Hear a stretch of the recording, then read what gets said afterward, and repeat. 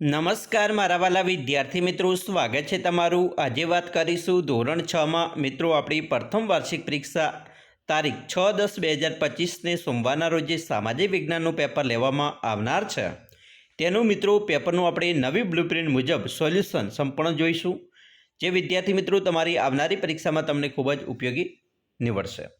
વિદ્યાર્થી મિત્રો, વિડીયોની શરૂઆત કરીએ તેના પહેલાં તમે ખાસ ચેનલમાં નવા હોય તો ચેનલને પણ મિત્રો અવશ્ય સબસ્ક્રાઇબ કરી વિડીયોને લાઇક અને શેર કરવાનું ન ભૂલતા। મિત્રો, આપણે જિલ્લા અને નગર પંચાયત શિક્ષણ સમિતિ દ્વારા ધોરણ 6ની અંદર સામાજિક વિજ્ઞાનનું જે પેપર લેવામાં આવનાર છે તે 80 ગુણનું પેપર 3 કલાકની અંદર આપણી શાળામાં પૂર્ણ કરીશું। ત્યારે આપણે પ્રશ્ન નંબર 1નો અ છે તેની વાત કરીએ। નીચે આપેલા વિકલ્પમાંથી સાચો વિકલ્પ મિત્રો પસંદ કરીને જવાબ આપવાનો છે, જેમાં મિત્રો પહેલો વિકલ્પ છે કે ખ્રિસ્તી ધર્મના સ્થાપક કોણ હતા? તો અહીંયા આપણો જવાબ આવશે મિત્રો એ, ઈસુ ખ્રિસ્ત।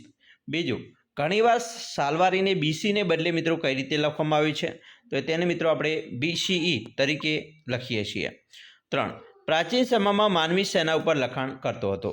તો મિત્રો પ્રાચીન સમયમાં ભુર્જ વૃક્ષની આંતરછાલ ઉપર લખાણ કરતો હતો। 4, નીચેના પૈકી કયો પ્રાચીન ઇતિહાસ જાણવા માટેનો સ્ત્રોત નથી? તો નથીની વાત કરી છે એટલે આપણો મિત્રો જવાબ આવશે ડી, વાહનો। 5, નીચેનામાંથી કયા લખાણો લાંબા સમય સુધી ટકી રહે છે? તો અહીંયા આપણો મિત્રો જવાબ આવશે અભિલેખો। જે અભિલેખો ઉપર લખાણ લખેલા હોય તે લાંબા સમય સુધી ટકી રહે છે, જેમ કે અશોકનો શિલાલેખ જે જૂનાગઢમાં આવેલ છે તે આજ સુધી પણ મિત્રો વર્ષો વીતી ગયા છતાં પણ એને કંઈ હજી સુધી એનું લખાણ અકબંધ છે, જે આપણે પણ એનું લખાણને લિપિને જાણી શકીએ છીએ। પ્રશ્ન મિત્રો 1 છે, એનો બ છે। નીચે આપેલા પ્રશ્નોના સંક્ષિપ્તમાં જવાબ આપવાના છે, જેમાં મિત્રો પહેલો પ્રશ્ન છે તામ્રપત્ર એટલે શું? ગુજરાતમાંથી કયા કયા સ્થળોએ સચવાયેલા જોવા મળે છે? તો મિત્રો તામ્રપત્ર એટલે તાંબાના પત્ર ઉપર કોતરીને લખવામાં આવેલ લેખ। ગુજરાતમાં આવા તામ્રપત્રો Hemchandracharya Gyan Mandir Patan, LD Institute of Indology Ahmedabad, Bhoje Adhyayan Sanshodhan Vidya Bhavan Ahmedabad, Shri Mahavir Jain આરાધના કેન્દ્ર કોબા ગાંધીનગર જેવા સ્થળોએ સચવાયેલા જોવા મળે છે। બીજો પ્રશ્ન મિત્રો હતો આપણા દેશનું નામ ઇન્ડિયા અને ભારત કેવી રીતે પડ્યું? મિત્રો ઇન્ડિયા એ આપણા દેશની અંગ્રેજીમાં ઇન્ડિયા કહે છે। ઇન્ડિયા શબ્દ ઇન્ડસ પરથી ઉતરી આવ્યું છે, જેને સંસ્કૃતમાં સિંધુ કહેવાય છે। પ્રાચીન ઇરાક અને ગ્રીસના લોકો સિંધુ નદીથી પરિચિત હતા। તેઓ સિંધુ નદીના પૂર્વના કિનારાને ઇન્ડિયા તરીકે ઓળખતા હતા। ભારતની વાત કરીએ તો ભરત નામનો માનવ સમૂહ ઉત્તર પશ્ચિમ ભારતમાં આવીને વસ્યો હતો। તેમના નામ પરથી આ વિસ્તાર ભારત ભૂમિ તરીકે ઓળખાયો। ઋગ્વેદમાંથી પણ આપણને ભારતનો ઉલ્લેખ જોવા મળે છે। એના પછી મિત્રો બીજો પ્રશ્ન છે, સંક્ષિપ્તમાં જવાબ આપવાના છે। મિત્રો પહેલો પ્રશ્ન છે ટૂંક નોંધ લખો, બદલાતું પર્યાવરણ। મિત્રો એના વિશે જવાબ લખીએ તો પર્યાવરણ એ સજીવોના જીવન અને પ્રવૃત્તિઓને અસર કરતી આસપાસની પરિસ્થિતિઓનો સમૂહ છે। તેમાં ભૌતિક, હવા, પાણી, જમીન અને જૈવિક એટલે કે વનસ્પતિઓ અને પ્રાણીઓ ઘટકોનો સમાવેશ થાય છે। માનવીય પ્રવૃત્તિઓ જેવી કે ઔદ્યોગિકરણ, વસ્તી વધારો, વન કટાઈ અને પ્રદૂષણને કારણે પર્યાવરણમાં ઝડપથી ફેરફારો થઈ રહ્યા છે। આ ફેરફારોમાં ગ્લોબલ વોર્મિંગ, આબોહવા પરિવર્તન, જૈવ વિવિધતાનો ઘટાડો અને પ્રાકૃત સંસાધનોનો અવક્ષય મુખ્ય છે। આ બદલાતા પર્યાવરણની માનવ જીવન અને અન્ય સજીવો પર ગંભીર અસરો થઈ રહી છે। બીજો પ્રશ્ન છે એક પુરાતન સ્થળ તરીકે ભીમબેટકાનો પરિચય આપો। મિત્રો જવાબ લખીએ। ભીમબેટકા મધ્યપ્રદેશના રાયસેન જિલ્લામાં આવેલું એક પ્રાચીન સ્થળ છે। તે પાષાણ યુગના માનવ વસવાટ માટેનું જાણીતું છે। અહીંથી 750થી વધુ ગુફાઓ મળી આવી છે, જેમાં આદિમાનવો દ્વારા બનાવેલા શૈલચિત્રો જોવા મળે છે। આ ચિત્રોમાં પશુ પંખીઓ, માનવ આકૃતિઓ, શિકારના દ્રશ્યો અને સામાજિક જીવનના પ્રસંગો દર્શાવવામાં આવ્યા છે। ભીમબેટકાના શૈલચિત્રો આદિમાનવના કલા અને કૌશલ્ય અને જીવનશૈલીનો પરિચય કરાવે છે। ત્રીજો પ્રશ્ન છે આદિમાનવ પ્રાણીઓનો ઉપયોગ કેવી રીતે કરતો હતો? મિત્રો આદિમાનવ પ્રાણીઓનો ઉપયોગ મુખ્યત્વે શિકાર માટે કરતો હતો, જેનાથી તેને ખોરાક અને ચામડું મળતું। ચામડાનો ઉપયોગ તે શરીર ઢાંકવા માટે કરતો। ધીમે ધીમે તેણે પ્રાણીઓને પાળવાનું શરૂ કર્યું, જેમાં કૂતરા, ઘેટાં, બકરા, ગાય, ભેંસ જેવા પ્રાણીઓનો સમાવેશ થાય છે। આ પાલતુ પ્રાણીઓનો ઉપયોગ દૂધ, માંસ, ઊન અને ખેતીકામમાં મદદ માટે થતો હતો। ઉપરાંત કેટલાક પ્રાણીઓનો ઉપયોગ ભાર વહન માટે કરવામાં આવતો હતો। ચોથો પ્રશ્ન છે એક પુરાતન સ્થળ તરીકે મેહરગઢનો પરિચય આપો। મિત્રો મેહરગઢ હાલના પાકિસ્તાનમાં આવેલા બોલાન નદીના કિનારે આવેલું એક પ્રાચીન સ્થળ છે। તે સિંધુ સંસ્કૃતિ પહેલાંના સમયગાળાનું મહત્વનું સ્થળ છે। અહીંથી ખેતી અને પશુપાલનના પ્રાચીનતમ પુરાવો મળ્યા છે। પુરાતત્વવિદોને અહીંથી ઘઉં, જવ અને પશુઓના હાડકાં મળી આવ્યા છે, જે દર્શાવે છે કે આદિમાનવ અહીં સ્થાયી જીવન જીવતો હતો અને ખેતી તેમજ પશુપાલન કરતો હતો. મેહરગઢ એ માનવ વસવાટ, ખેતી અને પશુપાલનના વિકાસનું એક મહત્વપૂર્ણ કેન્દ્ર હતું. મિત્રો આપણે આગળ જોઈશું પ્રશ્ન મિત્રો 3 છે. નીચે આપેલા ભારતના રેખાંકિત નકશા નીચેની વિગતો તેમના યોગ્ય સ્થાને નામ સાથે દર્શાવો. મિત્રો અહીંયા જે આપેલા છે ભારતીય મહામરુસ્થળ, અરબ સાગર, ગંગાનું મેદાન અને મિત્રો આપણે આગળ વાત કરીએ તો પૂર્વ કિનારાનું મેદાન, અંદમાન અને નિકોબારના ટાપુઓ, જેની આપણે અહીંયા જોઈએ. મિત્રો અહીંયા તમે જોઈ શકો છો આ જે ગંગા નદી છે એ આ ગંગા નદીનો જે પટ છે અહીંયા ગંગાનું મેદાન આપણે દર્શાવી શકીએ છીએ. બરાબર મિત્રો અહીંયા અરબ સાગર છે તો આપણે અરબ સાગર અહીંયા દર્શાવી શકીએ છીએ, બંગાળની ખાડીને અહીંયા દર્શાવી શકીએ છીએ. પૂર્વના મેદાનોની વાત કરીએ તો મિત્રો આ જે છે એ પૂર્વના મેદાનો છે અને મહામરુસ્થળ એટલે કે રાજસ્થાનનો જે આ ભાગ છે એને મહામરુસ્થળ કહે છે. વિદ્યાર્થી મિત્રો આના સિવાય તમને જે પૂછી શકાય તમારી પરીક્ષામાં એવા બીજા મિત્રો નકશાની વાત કરીએ તો અહીંયા હડપા આવેલું છે પાકિસ્તાનની અંદર, મોહેંજો-દડો, મેહરગઢ, આ મિત્રો ખાસ તમારે તૈયાર કરી લેજો. એના પછી આ કાલીબંગાન છે, પછી અહીંયા ગંગા નદીનો કિનારો એટલે કે ગંગા નદી અને ગંગા નદીનું મેદાન કહે તો પણ આપણે અહીંયા દર્શાવી શકીએ છીએ. આ આલમગીર છે, અહીંયા ચીન આવેલ છે. એના પછીની વાત કરીએ તો મિત્રો ગુજરાતમાં ધોળાવીરા કચ્છમાં આવેલું છે, દેસલપર એ પણ કચ્છમાં છે. અમદાવાદની અંદર તમને કહે તો મિત્રો અમદાવાદ અને લોથલ, બરાબર અહીંયા તમે ટીક કરી શકો છો. બરાબર આ લોથલ છે. અહીંયા રોજડી રાજકોટમાં આવેલ છે. પછી મિત્રો ખંભાતનો ખાત અહીંયા આવેલ છે. ભોગા તળાવ જે ભરૂચમાં આવેલ છે. ઇનામ ગામ તો અહીંયા મહારાષ્ટ્રમાં ઇનામ ગામ દર્શાવી શકો છો. અરબ સાગર જે મિત્રો અરબ સાગર અહીંયા તમે દર્શાવી શકો છો. ભીમબેટકા અહીંયા છે અને નર્મદા નદીને બતાવવાની આવે તો તમે નર્મદા નદી પણ અહીંયા બતાવી શકો છો. વિદ્યાર્થી મિત્રો આવી રીતે તમે બંગાળની ખાડી પણ અહીંયા બતાવી શકો છો અને હિન્દ મહાસાગર પણ અહીંયા બતાવી શકો છો. આ રીતે તમારો નકશો છે એ પૂછી શકે છે. વિદ્યાર્થી મિત્રો આપણે આગળ વાત કરીશું. પ્રશ્ન મિત્રો જે આપેલા છે એમાં પ્રશ્ન 4નો અ છે જોડકા જોડવાના. મિત્રો જોડકાની વાત કરીએ તો પહેલું છે વચ્છ. તો વચ્છ એટલે મિત્રો અલ્હાબાદની આસપાસનો ઉત્તર પ્રદેશ, જેને આપણે ડી જવાબ આવશે. અવંતી તો અવંતીની અંદર આવશે માળવાનો પ્રદેશ, જેને આપણે એ જવાબ આવશે. મચ્છ તો મચ્છ એટલે મિત્રો જયપુર રાજસ્થાન પાસેનો પ્રદેશ, તો ઈ જવાબ આવશે. કંબોજ તો કંબોજની અંદર આવશે નૈઋત્ય કાશ્મીર આસપાસનો પ્રદેશ, જે સી જવાબ આવશે. હવે આપણે પ્રશ્ન 4 એનો બ જોવાના છે. નીચે આપેલા પ્રશ્નોના સંક્ષિપ્તમાં જવાબ આપવાના છે. તેમાં મિત્રો પારિભાષિક શબ્દો આપેલા છે, ગણતંત્ર, સંથાગાર અને ગણરાજ્ય. તમામની વિગતે માહિતી આપણે આ વિડીયોમાં મેળવીએ. તો મિત્રો આગળ જોઈશું અહીંયા ગણતંત્ર. ગણતંત્ર એટલે શું? ગણતંત્ર એટલે મિત્રો એવી રાજ્ય વ્યવસ્થા જ્યાં રાજ્યના વડા રાષ્ટ્રપતિ લોકો દ્વારા ચૂંટાયેલા હોય છે અને શાસન લોકોના પ્રતિનિધિઓ દ્વારા ચલાવવામાં આવે છે. તે વંશ પરંપરાગત શાસનથી વિરુદ્ધ છે. એના પછી બીજો શબ્દ હતો સંથાગાર, ગણરાજ્ય. સંથાગાર એ પ્રાચીન ભારતમાં ગણરાજ્યોમાં સભાખંડ હતો, જ્યાં ગણરાજ્યના સભ્યો એકઠા મળીને રાજ્ય કારભાર અને નીતિઓ અંગે ચર્ચા વિચારણા કરતા હતા.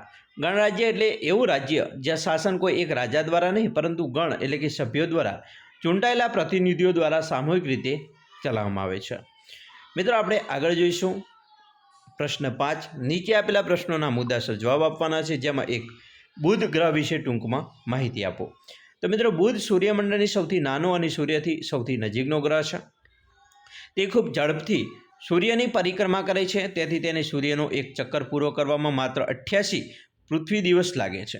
તેની સપાટી ખડકાળ અને ખાડાઓથી ભરેલી છે. બીજો પ્રશ્ન છે મંગળ ગ્રહ વિશે ટૂંકમાં માહિતી આપો.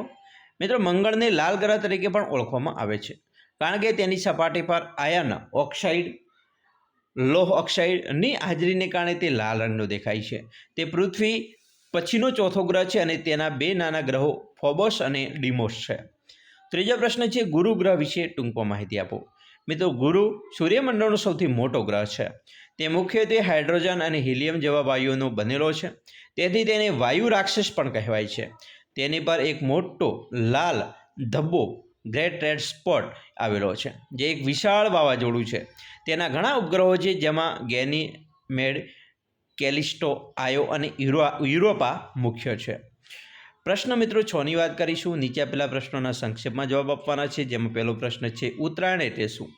ઉત્તરાયણ એ સમયગાળો છે જ્યારે સૂર્ય ઉત્તર દિશા તરફ ગતિ કરતો જણાય છે. ભારતમાં 14મી જાન્યુઆરીની આસપાસ મકર સંક્રાંતિથી ઉત્તરાયણ શરૂ થાય છે. જ્યારે સૂર્ય મકર રાશિમાંથી પ્રવેશ કરે છે અને તે ઉત્તર ગોળાર્ધમાં દિવસો લાંબા થવાનું શરૂ થાય છે.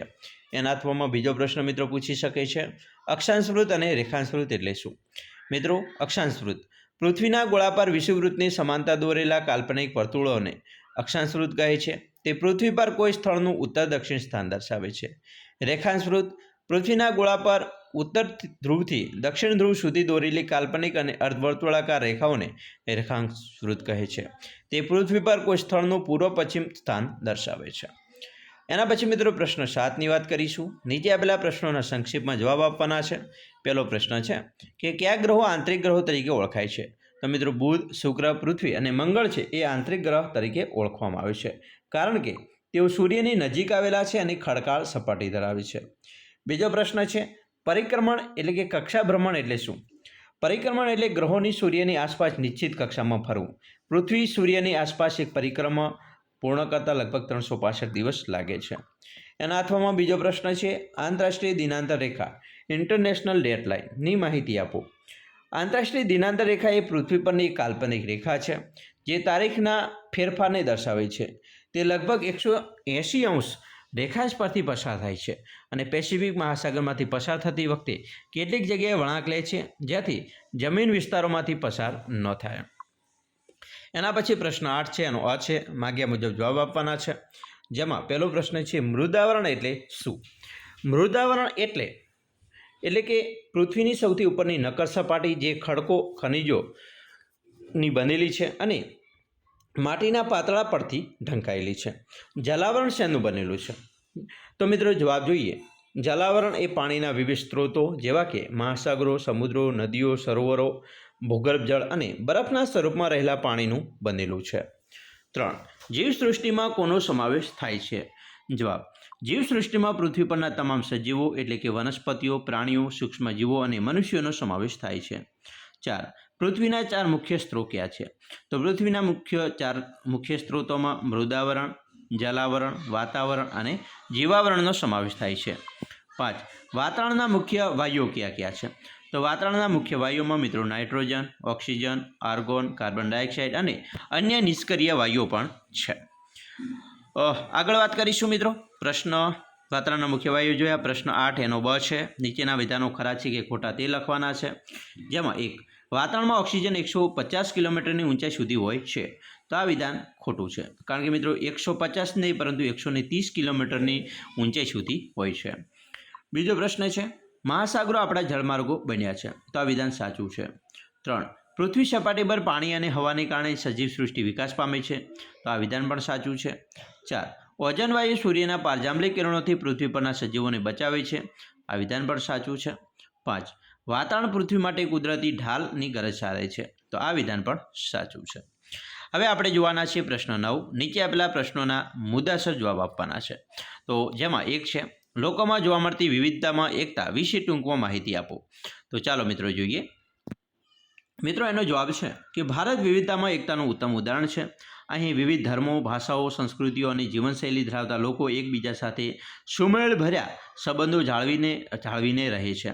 આ વિવિધતા જ ભારતની ઓળખ અને શક્તિ છે, જે રાષ્ટ્રીય એકતાને મજબૂત બનાવે છે. એના પછી બીજો પ્રશ્ન છે, છોકરા છોકરીના ભેદભાવ વિશે ટૂંકમાં જણાવો. છોકરા છોકરી વચ્ચેનો ભેદભાવ એ સામાજિક અસમાનતાનું એક સ્વરૂપ છે, જ્યાં છોકરીઓને છોકરાઓ કરતાં ઓછી તકો અને અધિકારો મળે છે. આ ભેદભાવ શિક્ષણ, આરોગ્ય, રોજગાર અને સામાજિક જીવનના વિવિધ પાસાઓમાં જોવા મળે છે, જે સ્ત્રીઓના વિકાસમાં અવરોધ ઊભો કરે છે. 3. ભારત બિનસાંપ્રદાયિક દેશ છે. વિધાન સમજાવો. ભારત મિત્રો બિનસાંપ્રદાયિક દેશ છે, કારણ કે ભારતીય બંધારણ કોઈપણ ધર્મને રાજધર્મ તરીકે સ્વીકારતું નથી. તે તમામ ધર્મોની સમાન ગણે છે અને દરેક નાગરિકને પોતાની પસંદગીનો ધર્મ પાળવાની, તેનો પ્રચાર કરવાની અને ધાર્મિક સ્વતંત્રતાના ભોગવવાની છૂટ આપે છે. સરકાર ધાર્મિક બાબતોમાં તટસ્થ રહે છે. એના પછી પ્રશ્ન 10 એનો છે, સંક્ષિપ્તમાં જવાબ આપો. જેમાં 1. સરકારની જરૂર શા માટે છે? મિત્રો, સરકારની જરૂર દેશમાં કાયદો અને વ્યવસ્થા જાળવવા, નાગરિકોના હિતોનું રક્ષણ કરવા, વિકાસના કાર્યો કરવા, સામાજિક ન્યાય સ્થાપિત કરવા અને આંતરરાષ્ટ્રીય સંબંધો જાળવવા માટે છે. બીજો પ્રશ્ન, સરકારના મુખ્ય પ્રકાર કેટલા છે અને કયા કયા? તો મુખ્ય 3 પ્રકાર છે, જેમાં લોકશાહી, સામ્યવાદી અને રાજાશાહીનો સમાવેશ થાય અને સન્મુખત્યારશાહી પણ મિત્રો અત્યારે જોવા મળે છે. 3. દુનિયામાં સરકારના મુખ્યત્વે કેટલા પ્રકાર જોવા મળે? બરાબર. તો મિત્રો દુનિયામાં સરકારના મુખ્યત્વે લોકશાહી, સામ્યવાદી, રાજાશાહી અને સરમુખત્યાર જેવા પ્રકારો જોવા મળે છે. ચાલ, આપણા દેશમાં કયા પ્રકારની શાસન વ્યવસ્થા જોવા મળે છે? તો આપણા દેશમાં મિત્રો લોકશાહી શાસન વ્યવસ્થા જોવા મળે છે, જ્યાં લોકો પોતાના પ્રતિનિધિઓને ચૂંટે છે. હવે મિત્રો આપણે જોવાના છે પ્રશ્ન નંબર 10. બરાબર. એની અંદર જોઈએ તો પ્રશ્ન 10ની અંદર બ છે, નીચેના વિધાનોમાં યોગ્ય શબ્દ લખી ખાલી પૂરો. 1. ભારત વિશ્વમાં સૌથી મોટી લોકશાહી ધરાવતો દેશ છે. 2. સ્થાનિક સ્વરાજ્યની સરકાર ગામ કે શહેરનો કાર્યભાર સંભાળે છે. 3. આપણા દેશમાં સરકારની મુદત સામાન્ય રીતે 5 વર્ષની છે. 4. વિશ્વમાં સામ્યવાદી વિચારધારાને માર્ક્સવાદ તરીકે ઓળખવામાં આવે છે. 5. લોકોથી લોકો વડે અને લોકો માટે ચાલતી શાસન વ્યવસ્થાને લોકશાહી શાસન વ્યવસ્થા કહેવામાં આવે છે. વિદ્યાર્થી મિત્રો, અહીંયા વાત કરી તમારા સંપૂર્ણ પેપરના સોલ્યુશનની. આ રીતે તમારું પેપર મિત્રો પૂછાવાનું છે. આશા રાખીએ છીએ તમને આપણો વિડીયો ખૂબ જ ઉપયોગી નીવડશે અને ખાસ મિત્રો વિડીયો ગમે તો લાઇક, શેર અને સબસ્ક્રાઇબ કરવાનું પણ ન ભૂલતા. તમારી પરીક્ષા માટે તમને બેસ્ટ ઓફ લક.